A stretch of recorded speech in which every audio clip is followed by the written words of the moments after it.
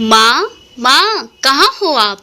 ऋषभ चेहरे पर मुस्कान और आंखों में चमक लिए दूर से ही अपनी माँ को पुकारते हुए घर में दाखिल हुआ। मानसी, ऋषभ की माँ। हाँ बेटा, क्या हुआ? क्यों चिल्ला रहा है तू? मैं यहाँ हूँ, अंदर बेडरूम में। ऋषभ आकर अपनी माँ को गोद में उठा लेता है और खुशी से झूमने लगता है। मानसी, अरे अरे पागल, क्या कर रहा है? गिराएगा क्या? उतार मुझे नीचे, उतार जल्दी। ऋषभ माँ को नीचे उतार कर कहता है, माँ, जो खुशखबरी मैं लेकर आया हूँ, अगर आप सुनोगी तो आप भी खुशी से झूमने लगोगी।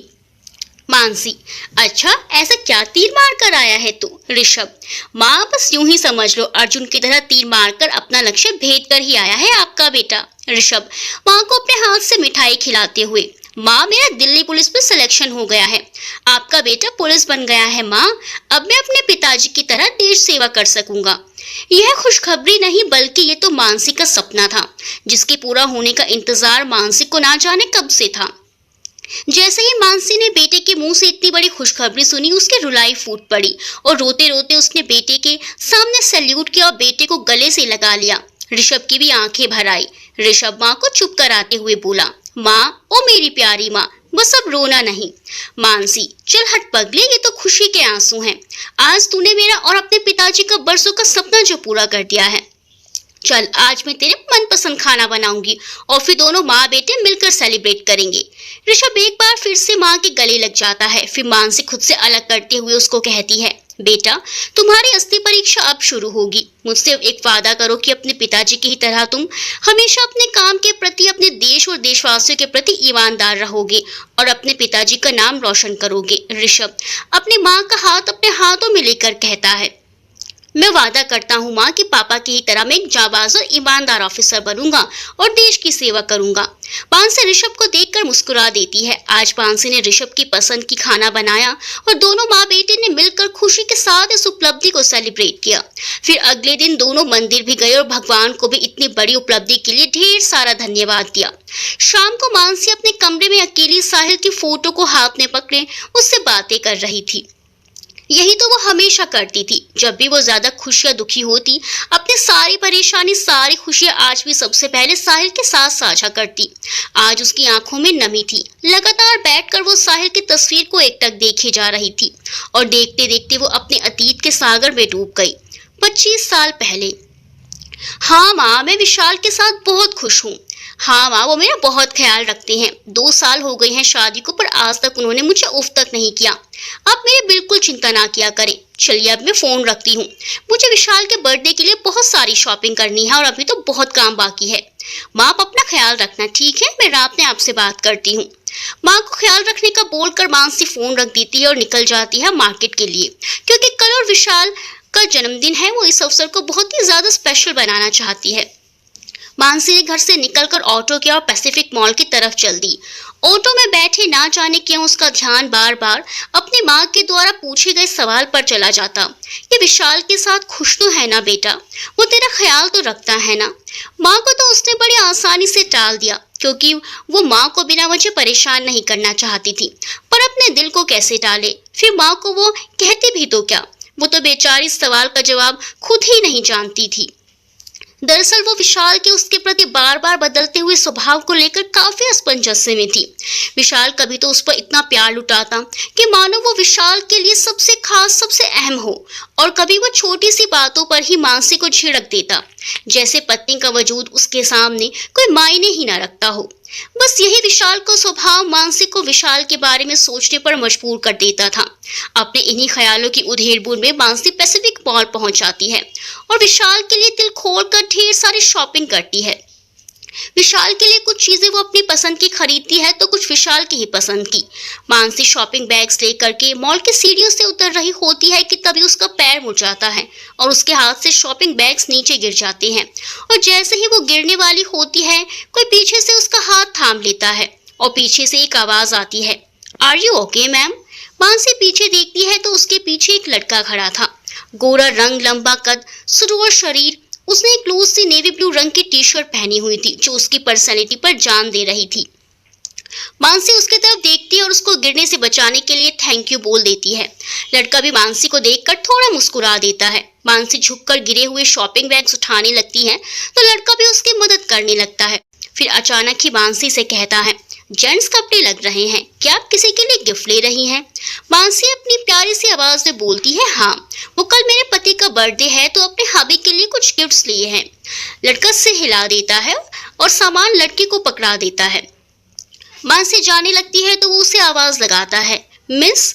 मानसी अपनी जगह रुक जाती है और पलट कर बोलती है, अब कहिए क्यों रोका है आपने? लड़का उसके पास आता है और बोलता है, क्या आप अपने थैंक यू के बदले मेरी एक हेल्प कर सकती हैं? मानसी उसकी तरफ सवालिया निगाहों से देखती है तो वो बोलता है, नेक्स्ट वीक मेरी छोटी बहन का बर्थडे है। जब वो छोटी थी तब कोई भी खिलौना लाकर उसे दे देता था, पर अब वो बड़ी हो गई है तो मैंने सोचा क्यों ना उसके लिए एक अच्छी सी ड्रेस ले लूं। पर मुझे लेडीज कपड़े खरीदने का एक्सपीरियंस नहीं है, तो क्या आप मेरी बहन के लिए ड्रेस लेने में मेरी हेल्प कर सकती हैं? मानसी सोचने लगती है तो वो लड़का थोड़ा रुक कर बोलता है, एक्चुअली मैं इंस्पेक्टर हूँ और उसके लिए शॉपिंग करने के लिए स्पेशल छुट्टी ली है, पर कुछ समझ नहीं आ रहा कि क्या लूं। इससे आसान तो क्रिमिनल को पकड़ना लगता है, तो प्लीज मेरी थोड़ी सी मदद कर दीजिए। उसकी बात सुनकर मानसी हंसने लगती है तो वो मुस्कुरा देता है। फिर वो दोनों साथ में लेडीज सेक्शन की तरफ जाते हैं और ड्रेसेस देखने लगते हैं। मानसी की नजर एक ब्लैक मिडी ड्रेस पर पड़ती है। वो ड्रेस देखने में काफी प्यारी लग रही थी। मानसी ड्रेस लेकर वो उस लड़के के पास जाती है। वो लड़का किसी से फोन पर बात कर रहा था। मानसी उसे आवाज लगाती है पर वो नहीं सुनता, तो वो थोड़ा तेज आवाज में बोलती है, हेलो मिस्टर। वो लड़का फोन रखकर तुरंत पलट कर बोलता है, अरे क्या हुआ, आप ऐसे क्यों चिल्ला रही हैं? मेरा नाम साहिल शेखावत है, वैसे क्या मैं आपका नाम जान सकता हूँ? मानसी मुस्कुराकर उसे अपना नाम बताती है। साहिल बोलता है, नाइस नेम। मानसी साहिल को वो ड्रेस दिखाती है तो वो सोबर सी ड्रेस साहिल को भी काफी पसंद आ जाती है और वो काउंटर बॉय से उस ड्रेस को पैक करने के लिए बोल देता है। लड़का मुस्कुराकर ड्रेस पैक करने लगता है और बैग उसके हाथ में देकर बोलता है, चॉइस बहुत अच्छी है आपकी वाइफ की। दोनों हैरानी से उस लड़के की तरफ देखने लगते हैं, फिर हड़बड़ा कर बोलती है, सॉरी, हम लोग हस्बैंड वाइफ नहीं हैं। वो लड़का सॉरी बोलने लगता है तो साहिल इट्स ओके बोलकर पेमेंट करता है और वहां से बाहर आ जाता है। दोनों अपने अपने रास्ते जाने लगते हैं तो साहिल मानसी से उसकी मदद करने के लिए थैंक यू बोलता है और हल्का सा मुस्कुरा कर बोलता है, कभी भी कोई भी जरूरत पड़े तो आप साहिल शेखावत को याद कर सकती हैं। वो मानसी को अपना कांटेक्ट नंबर भी देता है ताकि कभी मदद के लिए मानसी उसे कांटेक्ट कर सके। ये उसकी उस वक्त की बात है जब स्मार्टफोन कॉमन नहीं थे, लैंडलाइन फोन या छोटे कीपैड वाले फोन हुआ करते थे। मानसी मुस्कुरा देती है और वहां से चली जाती है। मानसी घर पहुंचती है और बैग्स रूम में रखकर आराम से सोफे पर बैठ जाती है। तभी घर की डोरबेल बजती है तो वो उठकर दरवाजा खोलती है। सामने एक लड़का खड़ा था। उसे देखते ही मानसी के चेहरे पर मुस्कान आ जाती है और वो उसके हाथ में पकड़ा बैग लेकर बोलती है, अरे विशाल, आज तुम जल्दी आ गए, बहुत अच्छा किया।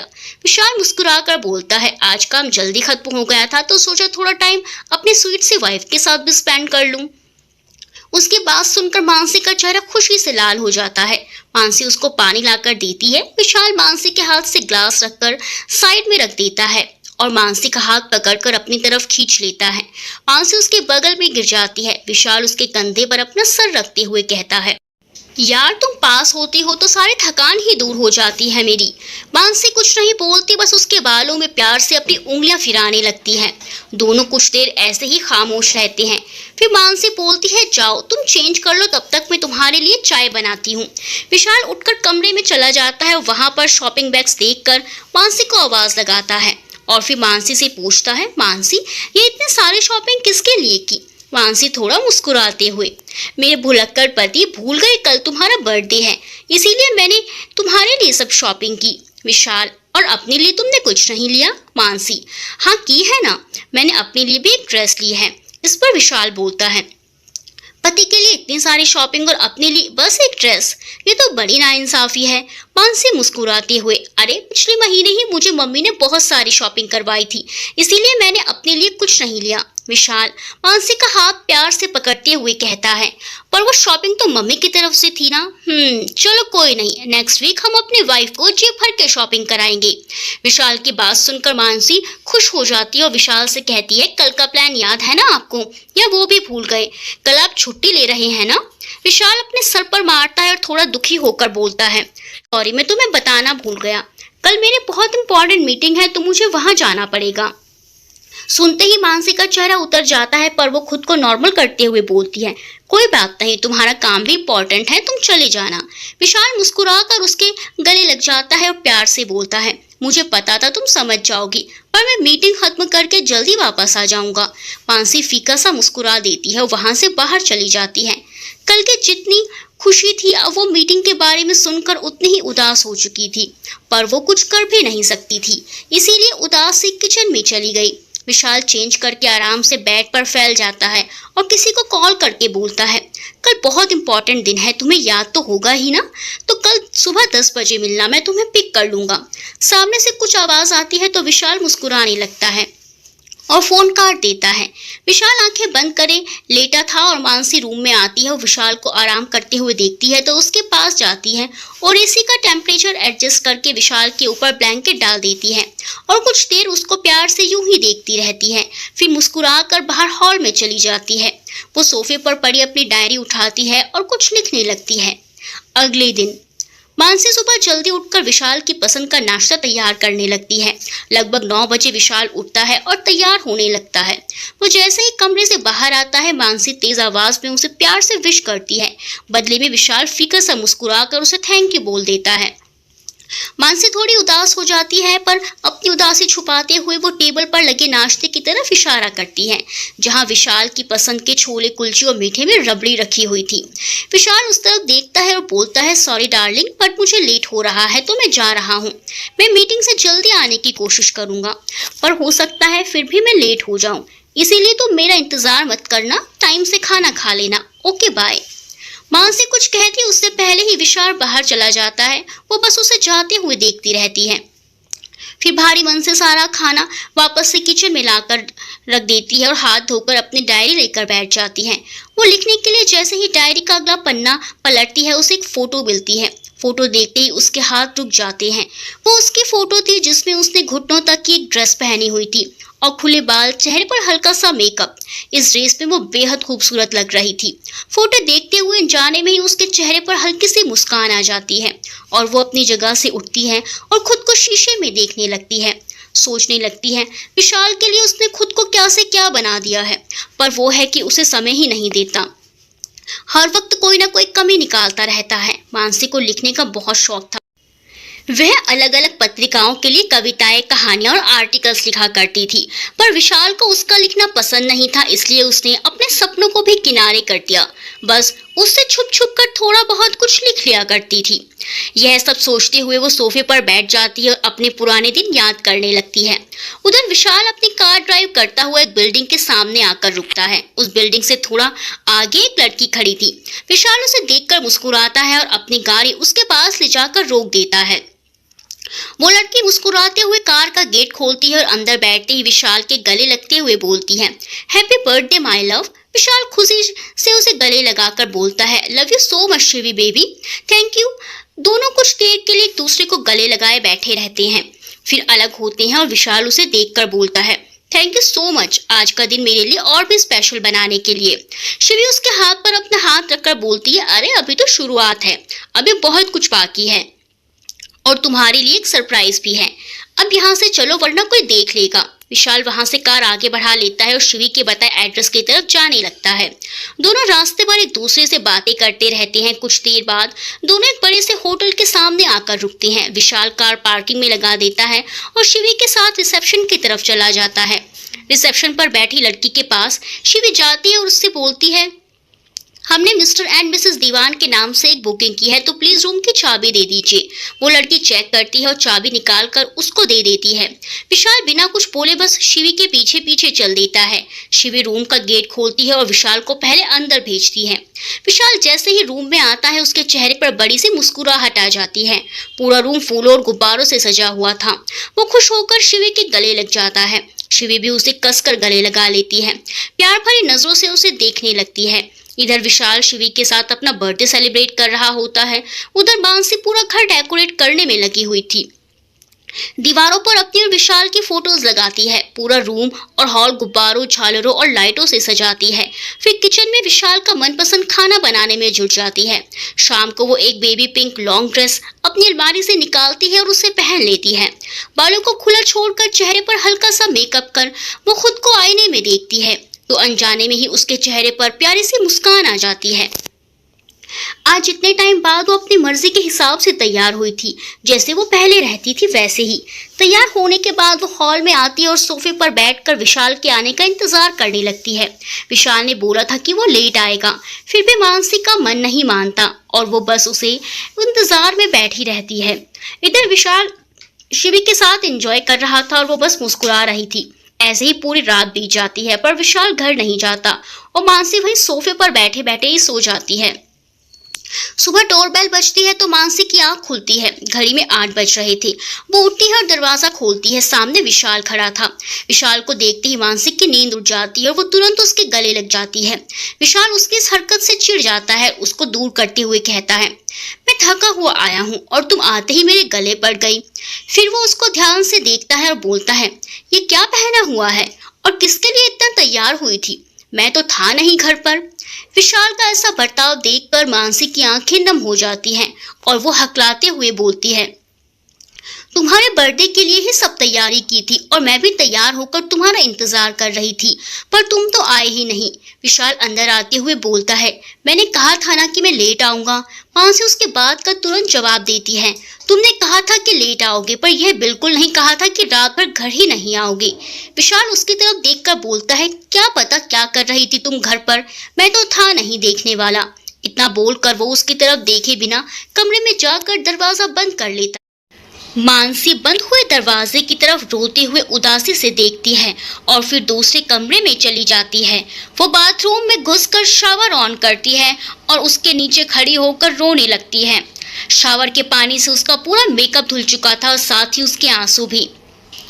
वो कुछ देर तक वहीं खड़ी रहती है और फिर खुद को संभाल कर बाहर आती है और जल्दी से कपड़े चेंज कर लेती है। कपड़े चेंज करने के लिए बाद वो खुद को शीशे में देखते हुए सोचती है कि आखिर कब तक वो चुपचाप यह सब सुनती रहेगी। विशाल से प्यार करती है, इसका मतलब ये नहीं कि अपना आत्मसम्मान ही खो दे। फिर धीमी आवाज में खुद से बोलती है, मानसी तू ऐसी नहीं थी। जब तू दूसरों के साथ गलत होते नहीं देख सकती तो अब खुद के साथ गलत कैसे सह सकती है? तुझे अपने लिए खड़ा होना ही पड़ेगा। इतना सोचकर वो रूम से बाहर आती है तो देखती है विशाल तैयार खड़ा फोन पर किसी से बात कर रहा था।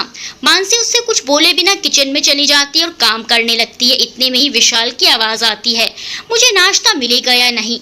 मानसी किचन में से ही बोलती है, तुम आते ही वापस चली जाओगे, मुझे पता नहीं था। मैं बस बना रही हूँ, तुम थोड़ी देर रुक जाओ। विशाल गुस्से भरी आवाज में बोलता है, एक काम भी ठीक से नहीं हो सकता तुमसे, अब रहने दो, मैं ऑफिस जाकर ही कुछ खा लूंगा।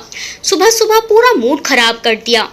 मानसी कुछ नहीं कहती, बस उसे जाते हुए देखती रहती है और उसके ओझल होते ही वो बिना किसी भाव के अपने काम में लग जाती है और वो खुद के लिए पोहा बनाती है और अकेले ही बैठकर खाने लगती है। फिर पूरे घर की साफ सफाई करने के बाद वो थोड़ा सो जाती है।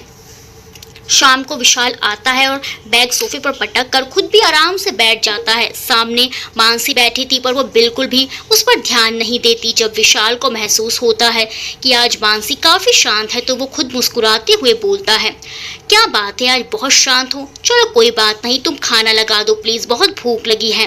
मानसी ने मन ही मन कुछ सोच लिया था। वो बिना किसी भाव के बोलती है, नहीं बनाया मैंने खाना, क्योंकि तुमने ही कहा था मैं एक भी काम सही से नहीं कर सकती, तो प्लीज तुम ही अपने लिए अच्छे से काम कर लो। मुझे नींद आ रही है तो मैं सोने जा रही हूँ। मानसी रूम में चली जाती है और विशाल हैरानी से उसे देखता रह जाता है। वो तेजी से उठकर उसके पीछे जाता है, उसका हाथ पकड़ लेता है। मानसी अपनी जगह रुक जाती है। विशाल शांत आवाज में उससे बोलता है, सॉरी यार, बस उस समय थोड़ा गुस्सा आ गया था तो मैं उल्टा सीधा बोल गया। माफ कर दो यार और नाराजगी खत्म कर दो। ऐसा कैसे कर सकती हो तुम मेरे साथ? मानसी धीमी आवाज में बोलती है, तुम कर सकते हो तो मैं भी कर सकती हूँ। फिर उसके हाथ से अपना हाथ छुड़वा लेती है और बेड पर जाकर लेट जाती है। विशाल गुस्से में अपनी मुट्ठियां कस लेता है और गुस्से से दरवाजा बंद करके चला जाता है। दरवाजे की आवाज से मानसी की आंखें बंद हो जाती है और आंखों से आंसू लुढ़क जाते हैं। वो अपने मुंह पर हाथ रखकर रोने लगता है। उधर विशाल बाहर जाकर अपने लिए खाना लेकर आता है। उसे फर्क भी नहीं पड़ता कि मानसी ने खाना खाया भी या नहीं। खाना खाने के बाद वो दूसरे रूम में जाता है और शिवी से बात करता हुआ सो जाता है। पर मानसी की आंखों में नींद गायब थी। वो सोचने लगती है कि विशाल आखिर उससे इतना दोहरा बर्ताव क्यों करता है। शादी को 2 साल हो गए हैं। पहले कुछ महीने तो वो मानसी पर खूब प्यार लुटाता था, उसे अपनी पलकों पर बैठा कर रखता था। मानसी भी उसको दिलो जान से चाहती थी। मानसी ने हर संभव कोशिश की कि वो विशाल को खुश रख सके। उसने विशाल के लिए अपने आप को अंदर से बाहर तक बदल लिया। जो विशाल को पसंद था वही पहनती, उसकी ही पसंद से हर एक काम करती। यहाँ तक कि उसने विशाल की वजह से अपने सपनों को भी भट्टी में झोंक दिया था। लेकिन विशाल था कि कभी वो मानसी से खुश नहीं रहता।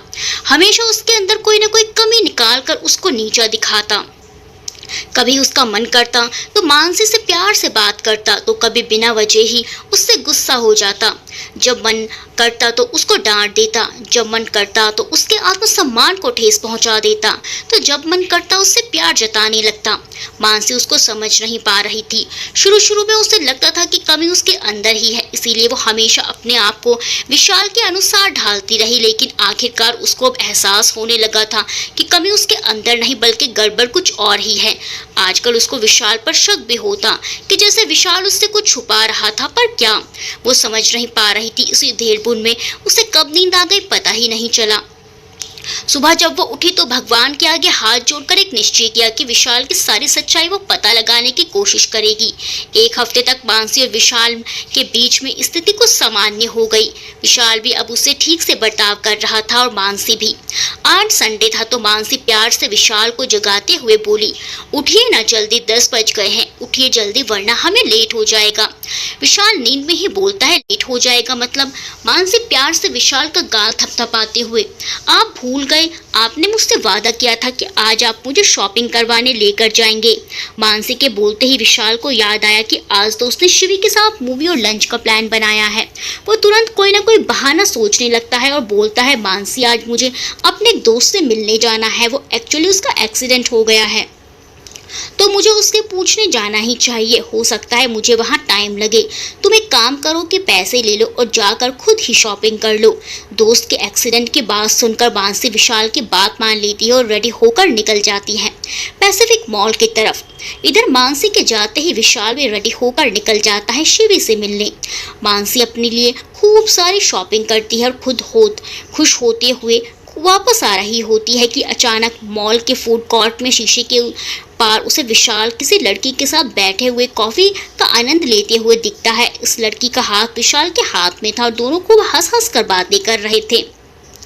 ये नज़ारा देखते ही मानसी के पैरों तले जमीन ही खिसक जाती है। उसकी स्थिति ऐसी थी मानो कांटो तो खून नहीं। उसकी आंखों से आंसू लुढ़क कर अपने गालों तक आ चुके थे। वो वहां बिना रुके भागी मॉल से बाहर आती है और ऑटो पकड़कर सीधा घर आ जाती है। कमरे में जाकर शॉपिंग बैग बेड पर पटक कर खुद भी बेड पर गिर जाती है। आज मानसी की आत्मा अंदर तक घायल हो चुकी थी। आखिर वो भी औरत है, अपने पति को किसी और औरत के साथ कैसे बर्दाश्त कर सकती है। रात में विशाल फिर देर से आता है, तब तक मानसी रोते हुए सो चुकी थी। सुबह वो उठी तो उसके गालों पर अभी भी सूखे आंसुओं के निशान थे। ये सिर्फ निशान नहीं थे बल्कि ये घाव थे उसके दिल पर, उसके आत्मसम्मान पर, उसकी आत्मा पर। अब आसमान से बादलों की धूल छट चुकी थी। अब मानसी को सब कुछ साफ साफ नजर आ रहा था कि आखिर क्यों विशाल उससे ये दोहरा बर्ताव करता है। मानसी को समझ ही नहीं आ रहा था कि वो क्या करे। उसकी तो जैसे सोचने समझने की क्षमता लुप्त हो चुकी थी। पर कहते हैं ना कि सच्चे इंसान की भगवान भी मदद करते हैं। मानसी अभी असमंजस में थी कि उसे घर का राशन लेने के लिए मार्केट जाना पड़ा। शाम के समय वह मार्केट के लिए निकली कि अचानक उसे वो दिखा जिसे देखकर मानसी के एक बार होश उड़ गए। जिस लड़की को विशाल के साथ उसने 2 दिन पहले मॉल में एंजॉय करते हुए देखा था, वही लड़की आज उसे इंस्पेक्टर साहिल शेखावत के साथ दिखाई दी। मानसी ने कुछ देर चोरी छुपे दोनों का पीछा किया, लेकिन वो लड़की और साहिल दोनों चुपचाप चलते जा रहे थे। मानसी को कुछ क्लू नहीं मिला। और थक हार कर वह घर वापस आ गई। घर आकर भी उसका दिमाग किसी भंवर में फंसा रहा कि आखिर वो लड़की और इंस्पेक्टर साहिल का आपस में क्या संबंध है। क्या वो उसकी बहन है जिसके लिए मैंने उस दिन मॉल में ड्रेस सेलेक्ट की थी, या फिर वो उनकी वाइफ भी हो सकती है, या फिर हो सकता है वो उनकी गर्लफ्रेंड हो। इन्हीं सवालों का जवाब ढूंढने के लिए उसने कई बार अपने लैंडलाइन नंबर से साहिल को फ़ोन करने का सोचा, पर वह ये सोचकर रुक गई कि ऐसी बातें फ़ोन पर करना सही नहीं। मुझे मिलकर ही साहिल से इस बारे में बात करनी होगी। अगले दिन मानसी बहाना बना करके पुलिस स्टेशन जा पहुंची। साहिल जो अचानक मानसी को इस तरह पुलिस स्टेशन में देखकर चौंक गया और मानसी के यहाँ आने का कारण पूछने लगा। तब मानसी ने कहा कि वो उसी से मिलने आई है, दरअसल कोई ज़रूरी बात करनी है। साहिल ने स्टेशन के नज़दीक एक कॉफ़ी शॉप में चलने का आग्रह किया। मानसी ने वहां बैठते ही अपना सवाल दाग दिया। साहिल, कल मैंने आपको एक लड़की के साथ मार्केट में देखा। मैं जानना चाहती हूँ कि वो लड़की आपकी कौन है। साहिल मानसी की तरफ देखते हुए बोला, कल तो मैं शिवी के साथ मार्केट में था। मानसी, ओह, तो उसका नाम शिवी है। साहिल, हाँ, मेरी बहन शिवी। मानसी साहिल के मुंह से ये सुनकर अपने माथे पर हाथ रखकर बोली। साहिल मानसी के उसको परेशानी का कारण पूछता है तो वो सारी घटना उसे बता देती है, जिसे सुनकर साहिल की मुट्ठियां कस जाती हैं। गुस्से से उसका चेहरा तमतमाने लगता है। फिर मानसी उसे आराम से समझाते हुए बोलती है, देखो साहिल, इसमें मुझे लगता है शिवी की कोई गलती नहीं। गलती अगर किसी की है तो वो है विशाल, जो एक तरफ मुझे धोखा दे रहा है और दूसरी तरफ वो शिवी की जिंदगी भी बर्बाद कर रहा है। ना जाने शिवी जैसे कितनी लड़कियों की जिंदगी वह बर्बाद कर चुका होगा, और हो सकता है अभी भी कर रहा हो। और ये भी हो सकता है कि शिवी को उसने बताया ही ना हो कि वो पहले से शादीशुदा है। मानसी की बात सुनकर साहिल एकदम से बोल पड़ता है, मानसी, मुझे लगता है जो तुम बोल रही हो वो सही है, क्योंकि शिवी मेरी बहन है। मैं उसे इतना तो जानता ही हूँ कि अगर उसने विशाल के शादीशुदा होने की सच्चाई पता होती तो वो कभी एक ऐसे मर्द से संबंध न रखती जिसके साथ उसका कोई फ्यूचर ही नहीं।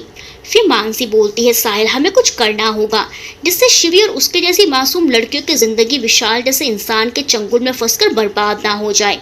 साहिल भी उसे दिलासा देते हुए कहता है कि मानसी, तुम टेंशन न लो, मैं कुछ करता हूँ।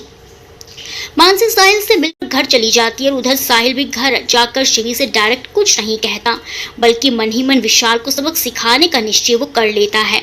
उसने मानसी से विशाल का फोटो, पता, फोन नंबर, सारी डिटेल्स ले ली और फिर प्लान बनाकर वो विशाल की गतिविधियों पर नजर रखने लगा।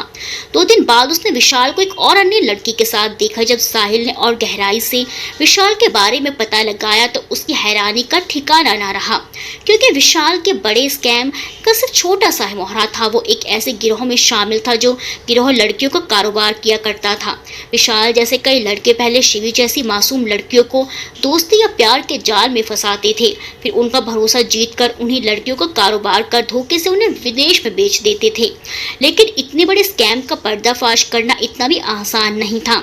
इसके लिए साहिल ने अपने एक सीनियर के नेतृत्व में एक स्पेशल टीम गठित की। अब यह टीम दिल्ली में फैले इस स्कैम की जानकारी जुटाने और सबूत इकट्ठा करने में जुट गई।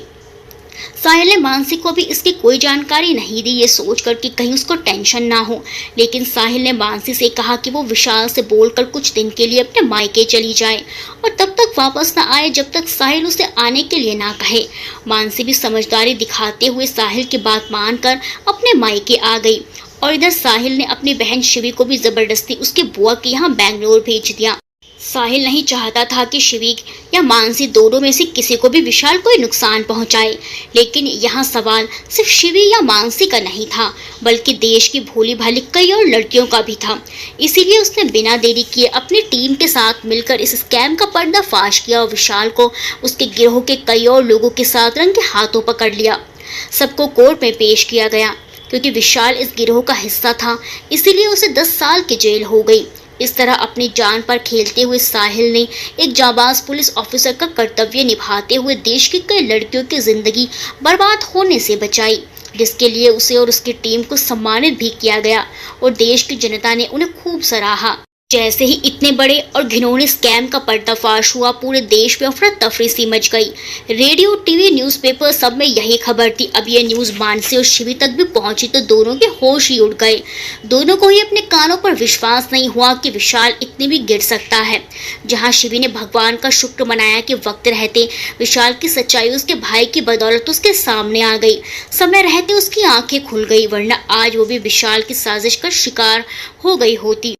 इधर मानसी भी न्यूज़ पढ़कर हक्के बक्की रह जाती है। उसको विश्वास ही नहीं होता कि 2 साल से वो उस दरिंदे और घिनौने इंसान के साथ अपनी ज़िंदगी साझा कर रही थी। उस रात वो बहुत रोती है, पर उसकी माँ उसको संभाल लेती है और हिम्मत से काम लेने को कहती है। मानसी बहुत सोच विचार करने के बाद अपनी माँ की सहमति से विशाल से तलाक के लिए कोर्ट में अर्जी डाल देती है। उधर शिवी जब बुआ के घर से वापस आती है तो अपने भाई से मिलकर खूब रोती है।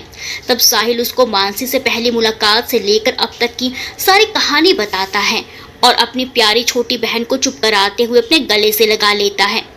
इधर मानसी का विशाल से डाइवोर्स हो जाता है। अब वो हर वक्त उदास रहने लगी थी, न उसका किसी काम में मन लगता था, यहाँ तक कि अब उसने लिखना भी छोड़ दिया था।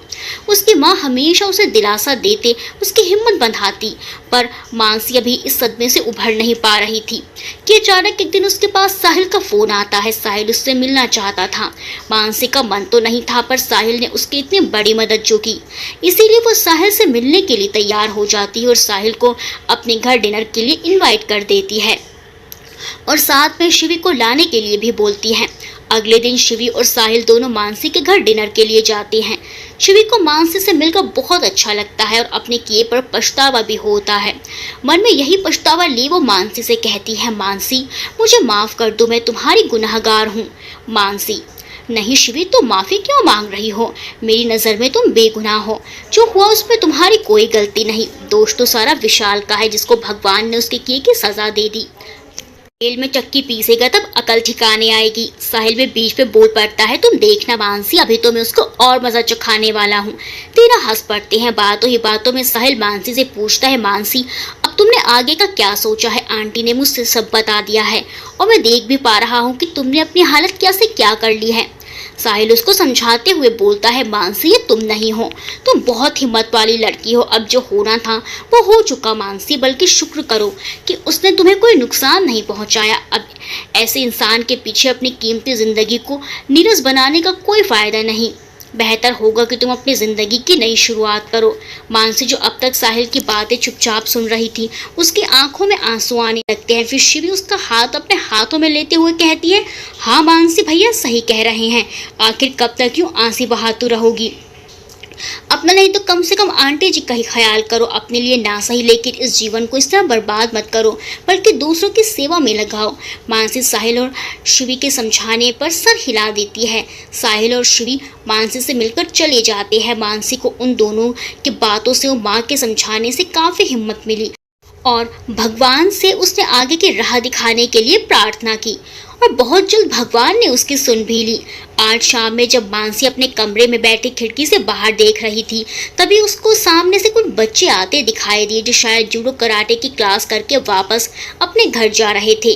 बस छोटे छोटे बच्चों को देखकर मानसी को बड़ी प्रेरणा मिली और उसने भी जूडो कराटे सीखने का मन बना लिया और अगले ही दिन जाकर जूडो कराटे की क्लास भी ज्वाइन कर ली, जो उसके घर के थोड़ी दूरी पर ही थी। अब साहिल और शिवी भी उसको कभी कभार फ़ोन करके हाल चाल मालूम कर लिया करते थे, बल्कि तीनों मिलकर कई बार बाहर खाना खाने भी गए। कुछ दिनों बाद साहिल ने फ़ोन पर बताया कि शिवी का रिश्ता पक्का हो गया है और 3 दिन बाद सगाई है, जिसमें उसने मानसी और उसकी माँ को शामिल होने के लिए कहा। शिवी के रिश्ते की बात सुनकर वो खुश हो गई और सगाई में आने के लिए हामी भी भर ली। आज शिवी की सगाई का दिन था। आज बड़े दिनों के बाद मानसी बड़े मन से तैयार हुई थी। उसने लाइट ब्लू कलर की शिफॉन की साड़ी पहनी, बालों को खुला छोड़ आंखों को काजल से सजाया और लाइट मेकअप किया। आज मानसी बेहद खूबसूरत लग रही थी। मानसी जब अपने माँ के साथ साहिल के घर पहुंची, जैसे ही साहिल की नज़र मानसी पर पड़ी, आज उसकी पलकें झपकना ही भूल गई। यूँ तो मानसी को कई बार वो पहले भी देख चुका था, लेकिन इस अवतार में साहिल ने मानसी को पहली बार देखा था। मानसी को देखते ही जैसे साहिल के दिल ने एक बीट मिस की। वो एकटक मानसी को ही देखता रहा। ना जाने क्यों उसके मन में मानसी को लेकर आज एक अलग ही ख्याल आया। मानसी आकर शिवी से मिलती है और उसे ढेर सारा मुबारकबाद देती है। साहिल की मम्मी को भी मानसी और उसकी मम्मी से मिलकर बड़ा अपनापन लगा और मानसी तो उन्हें बहुत पसंद आई। उसके बाद मानसी फिर से अपनी जुडो कराटे की ट्रेनिंग में बिजी हो जाती है। कुछ ही महीने में वो ट्रेनिंग पूरी कर लेती है और फिर अपने घर में ही नीचे वाले पोर्शन में एक जुडो कराटे की एकेडमी खोलती है। उसका उद्देश्य लड़कियों को सेल्फ डिफेंस की ट्रेनिंग देना था। उसके इस काम को सब लोग खूब सराहते हैं और साहिल को तो बहुत खुशी होती है।